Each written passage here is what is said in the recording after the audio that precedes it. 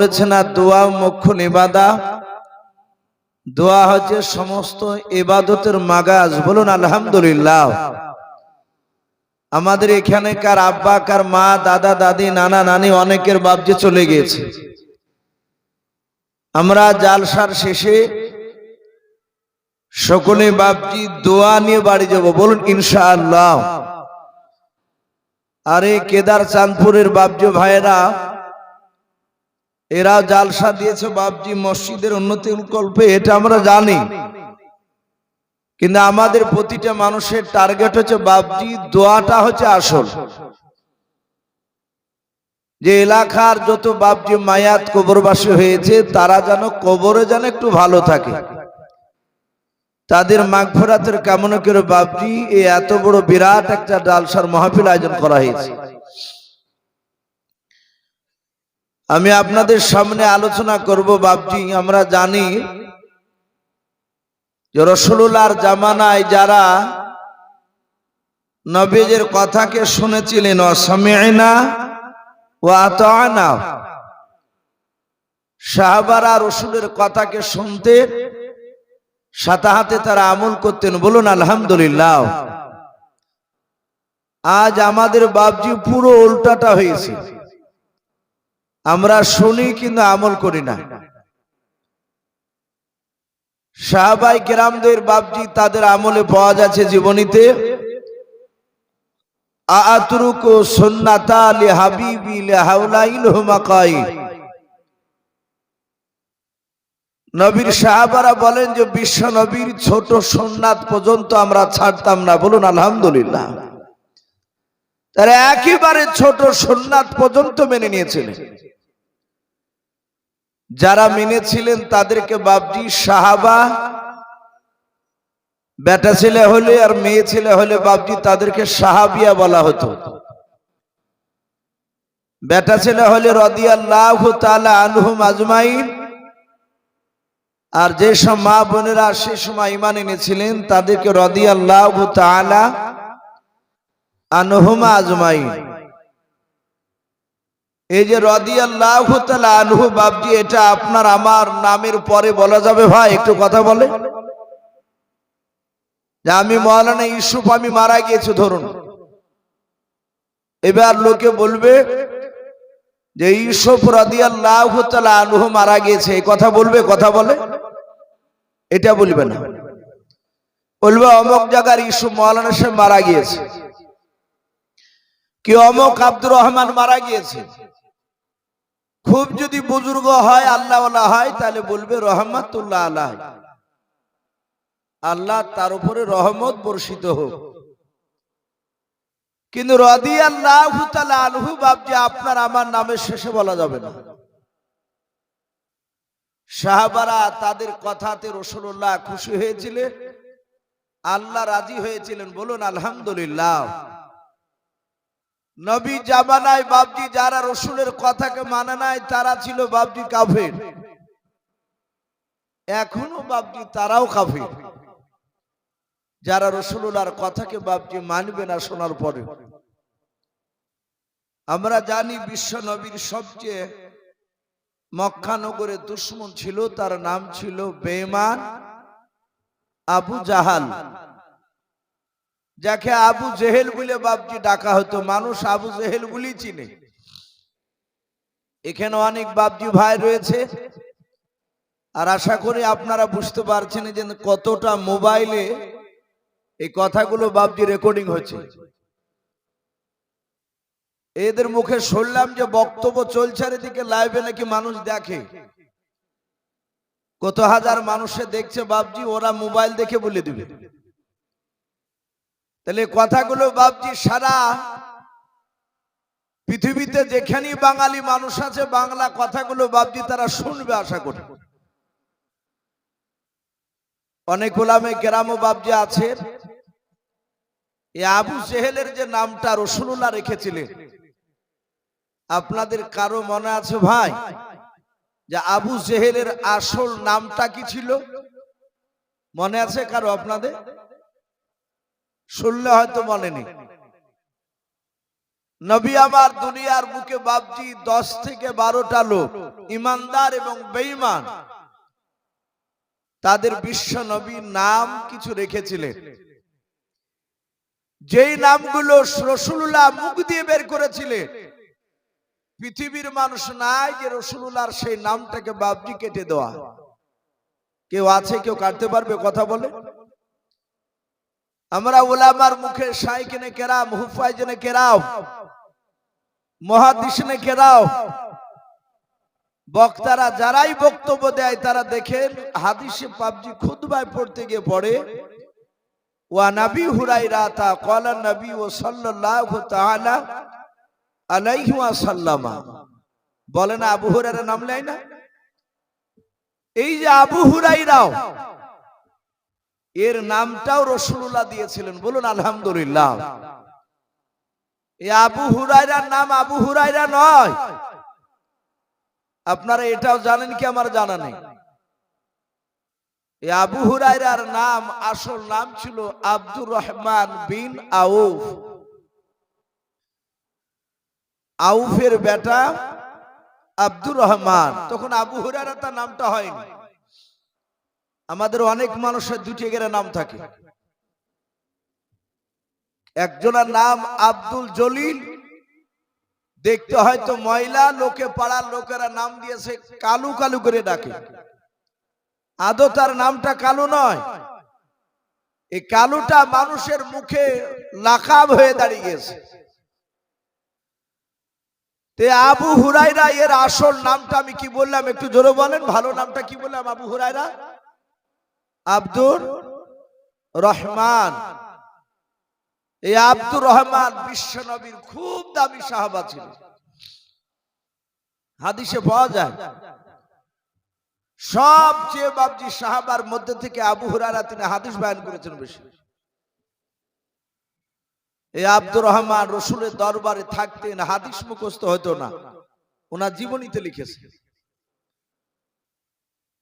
আল্লাহর নবী জনাবে মুহাম্মদ রাসূলুল্লাহ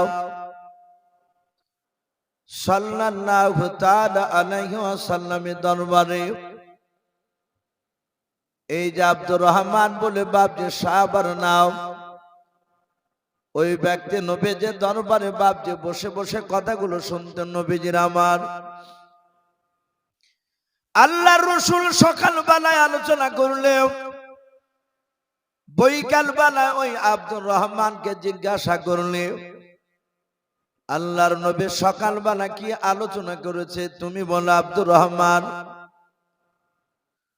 রহমান আর মনে রাখতে পারতেন না, শুধু কথা বাপ যে ভুলে যেত। আল্লাহ নবীর দরবারে বাপ যে 2 থেকে 3 মাস বসার পর একটাও হাদিস তার বাপ যে মুখস্থ ছিল না। একেবারে যাকে গবে জেহান বলা হয়, একবারে সবচেয়ে খারাপ মেধা, স্মরণ শক্তি একেবারে ছিল না। ওনার জীবনীতে পাওয়া যায় আল্লাহর নবী জনাবে মুহাম্মদ রাসূলুল্লাহ সাল্লাল্লাহু তাআলা আলাইহি ওয়াসাল্লামের দরবারে এই আব্দুর রহমান উনি একদিন বসে বসে বাপজি নবীর দিকে চেয়ে চেয়ে কান্না করতেছেন। আল্লাহর নবী সাহাবাদেরকে এত ভালোবাসতেন, সাহাবারা নবীজির চেহারার দিকে চেয়ে চেয়ে বাপ যে কথাগুলো শুনতেন। দরদি নবী তাকিয়ে দেখলেন আব্দুর রহমান, তার 2 চোখের কোনা দিয়ে বাপজি ঝরঝর করে পানি ঝরে যায়। দরদি নবী বলেন আব্দুর রহমান তুমি আমার দিকে তাকিয়ে থেকে কেন আমার দরবারে তুমি কান্না করেছো বলো। এই আব্দুর রহমান নবীজির কাছে হাত ওখানে জোড় করে বললেন হুজুর গো বেয়াদবি হলে মাফ করবেন। আমার নবী আপনার দরবারে বসে থাকলে আপনার কথাগুলো শোনার পর 1 ঘন্টা 2 ঘন্টার পর ওই কথাগুলো জিজ্ঞাসা করলে আমার একটা কথা মনে থাকে না। নবী গো এই জন্য আমি আপনার দরবারে কান্না করতেছি। আল্লাহ রসুল বলেন, আব্দুর রহমান শুনে না, তুমি আমার কাছাকাছি চলে এসো। আব্দুর রহমান নবীজের কাছাকাছি চলে গেলেন। আল্লাহর নবীজের মাথায় বাপজি পাগড়ি খানা ছিল। ওই পাগড়ি খুলে বিশ্ব নবীজির সামনে রেখে দিও। আরবিতে বাপজি এই আঙুলটাকে শাহাদাত আঙুল বলা হয়। এই আঙুলটা নিয়ে আল্লাহর নবীজি দুইটা দাগ টেনে দিলেন। ওই রোমানের উপরে, পাগড়ির উপরে নবী আমার দাগ টেনে দিয়ে বলেন, আব্দুর রহমান আর তুমি কান্না করো নাও, এই রুমালটা পাগড়িটা আমার নাও, নিয়ে তোমার বুকের সাথে রুমালটা পাগড়িটা একটু চেপে ধরাও। আব্দুর রহমান রুমালটা পাগড়িটা নিয়ে বাপজি চেপে ধরলেন। গালে মুখে বাপজি একটু চুমা দিয়ে দিলেন। আল্লাহর নবী জনাবে মুহাম্মদ রাসূলুল্লাহ সাল্লাল্লাহু তাআলা আলাইহি ওয়াসাল্লামের সাহাবা এই আব্দুর রহমান উনি বলেন, সেই দিন থেকে খোদার কসম করে বলি, আমার ইন্তেকাল করার আগ পর্যন্ত নবীজের যত কথাগুলো আমার রাসূল আমার সামনে আলোচনা করতেন, আমি একটা হাদিসও ভুলতাম না। বলুন সুবহানাল্লাহ। বুখারী শরীফে বাপজি যত সাহাবা রয়েছে, সব সাহাবার মধ্যে থেকে বাপজি এই আব্দুর রহমানের হাদিস ৫,০০০-এরও বেশি ছিল। বলুন আলহামদুলিল্লাহ। এই সে আব্দুর রহমান। তাহলে ইনার নামটা আবু হুরায়রা হলো কি করে? হাদিসে বাপজি পাওয়া যায়, এই আব্দুর রহমান তিনি বিড়ালের বাচ্চাকে খুব ভালোবাসতেন। বিড়ালকে, আরবিতে বিড়ালকে বাপজি হিররাতুন বলা হয়। যে বিড়াল আমাদের বাড়িতে ঢুকলে আমরা অনেক সময় তাড়াতাড়ি করি। আবার দেখা যায় আমাদের মুসলমান ঘরের ছেলেরা, অমুসলিমরা তো করি, অমুসলিমরা তো করি, আমাদের মুসলমান ছেলেরাও বাপজি মানুষের মুখে মুখে শুনিয়ে শুনিয়ে 2 চাকা 4 চাকা বাপজি রাস্তা দিয়ে চালিয়ে গেলে বিড়াল যদি এপার থেকে ওই পারে যায় কিংবা ওই পার থেকে এপারে আসছে রাস্তা, আমাদের মুসলমান ঘরের ছেলে ড্রাইভাররা চেষ্টা করে ওই বিড়ালের বাচ্চাটাকে চাপা দিয়ে মেরে ফেলা। রাস্তায় যদি দেখে বিড়াল, অনেক রাস্তা পড়ে আছে, বিড়ালটা হয়তো ডান দিকে রাস্তার এক সাইডে দাঁড়িয়ে আছে, এই গাড়িকে এমন করে ব্রেক করে নিয়ে যাবে যেন বিড়ালটা চাপা লেগে মারা যায়। ওই ড্রাইভারের ব্রেনে ঢুকে গিয়েছে এই বিড়ালটা কুপায়া সুপায়া নয়, রাস্তার ওই পার থেকে এপারে আসলে আমাদের বিপদ ঘনিয়ে আসবে। বলুন আস্তাগফিরুল্লাহ। বিড়াল তার প্রয়োজন ওই পার থেকে এই পারে সে খাবার খোঁজ করতে আসতে পারে, শিয়াল এপার থেকে ওই পারে যেতে পারে, এরা কুপায়া নয়। মারতে না পারলেও গাড়িটাকে বাপজি একটু সাইডে নিয়ে গিয়ে দাঁড় করে দিয়ে, আমি অনেকজনকে দেখেছি আপনার এইভাবে কাছে গুণ চিহ্ন দিয়ে দেয়, যাকে ইন্টু বলি আমরা অনেকে। গুণ চিহ্ন মানে ধেড়া চিহ্ন দিয়ে দিল, বিপদটা যেন কাটিয়ে যায়। আবার অনেকে ডান দিকে 3 বার থুতু ফেলে, এগুলো হচ্ছে বাপজি পুরো শিরিক। অমুসলিমরা করলো করুক, ওরা তো কোরআন হাদিস তারা পড়ে না, কিন্তু আমরা মুসলিম ঘরের ছেলেরা কেন করবে এগুলো? খবরদার বাপজি, সামনে বিড়াল শিয়াল পড়ে গেলে চাপা দিবেন না, চেষ্টা করবেন তাদেরকে বাঁচানোর। তারা আল্লাহর মাখলুকাত। বলুন আলহামদুলিল্লাহ। তারা তাদের ভাষায় আল্লাহকে ডাকতে জানে। থুতু ফেলার কোনো দরকার নাই, এটা মাথাতে মুঠি রাখবেন না যে বিপদ ঘনিয়ে আসবে। ও দরকার হলে সে যাবে। আচ্ছা বলুন, নবীর সাহাবারা তো রাসূলুল্লাহর সাথে 24 ঘন্টা উঠতেন, বসতেন, কথা বলতেন। বলুন আলহামদুলিল্লাহ। এই আব্দুর রহমান, যেই ব্যক্তি রাসূলুল্লাহর রুমালকে এইভাবে বুকের সাথে চেপে ধরে, সে সাহাবা কি নবীর কাছ থেকে দূরে থাকতেন না কাছে থাকতেন? কথা বলে। খুবই কাছে থাকতেন। অথচ এই আব্দুর রহমান তার জীবনীতে লিখছে, উনি ওই বিড়ালের বাচ্চাকে বাপজি পুষতেন, ভালোবাসতেন। আমরা অনেক বান্দর যারা খেলা দেখে বেড়ায়, তাদেরকে দেখতে পায় সাইকেলে গেলেও সামনেকার হ্যান্ডেলে বান্দর বসে থাকে। ও ঘাড়ে নেয়, কোলে নিয়ে বাপজি ঘুরিয়ে বেড়ায়। সে তার পুষা জিনিস। তা আব্দুর রহমান তার জীবনীতে লিখছে, বিড়ালের বাচ্চাকে বগলে করে নিয়ে 24 ঘন্টা ঘুরিয়ে বেড়াইতে। এমনকি নামাজ পড়তে গেলে পাশে রেখে নামাজ পড়তে। তাফসীরে এসেছে, বিড়ালের বাচ্চাকে এভাবে বগলে নিয়ে চলাফেরা করাতে, এই চাপিয়ে ধরে থাকাতে বিড়ালের গায়ে ঘষ্টল লেগে বাপজি জায়গাটা তেল তেলে হয়ে থাকতো। বিড়াল পশম বাড়াতো না। একদিন আব্দুর রহমান বিড়ালের বাচ্চাটা বগলে করে নিয়ে গিয়ে মসজিদে নববীতে গিয়েছে নামাজ পড়ার জন্য। হাইয়া আলা সালাহ, হাইয়া আলাল ফালাহ। সাহাবাদের কানে মাইকের আওয়াজ, তখন তো মাইক ছিল না, তখন সাহাবারা মুখে আজান দিতে। আজান বাপজি তাদের কানে চলে গেলে তারা জামাত ধরার জন্য বাপজি যেখানে থাকতেন চলে আসতেন। বলুন সুবহানাল্লাহ।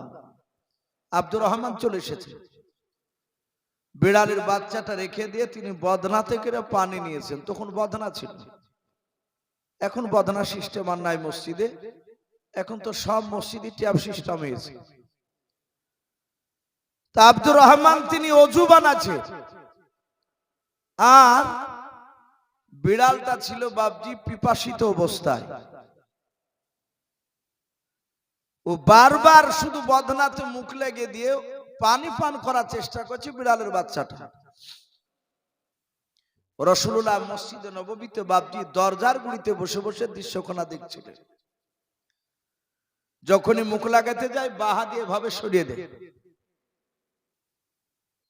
ঠিক আব্দুর রহমানের কোহিনা পর্যন্ত ধোয়া হয়ে গেছে হাত। 6-7 বার সরে দিয়েছে, তো শোনে না। আব্দুর রহমান বদনাটাকে এভাবে নিচু করে ধরে বলছে, লেখা লেখা। বিড়ালের বাচ্চাটা তৃপ্তি সহকারে পানি পান করলো। রাসূলুল্লাহ পেছন দিক থেকে মুচকে মুচকে হাসছে। নবী অমনি বললেন, এই আবু হুরায়রা। তাহলে ওর নাম আবু হুরায়রা আগে ছিল না, ওর নাম ছিল আব্দুর রহমান। নবী বললেন, এই আবু হুরায়রা, এই বিড়ালের বাপ। বলুন আলহামদুলিল্লাহ। সারা পৃথিবীর উলামারা আজও পর্যন্ত আব্দুর রহমানের নামটা খুব কমই আলোচনা করে। আলেমরা জানে না তা নয়, জানে, কিন্তু সাধারণ মানুষ অনেকের বাপজি এই নামটা মনে থাকে না। কিন্তু আবু হুরায়রা বলে বাপজি সবাই জানি আমরা। এই লাকাব রাসূলুল্লাহ মুখ দিয়ে বের করেছিলেন। পৃথিবীর বেটা আজ পর্যন্ত বাপজি কেউ কাটতে পারে না।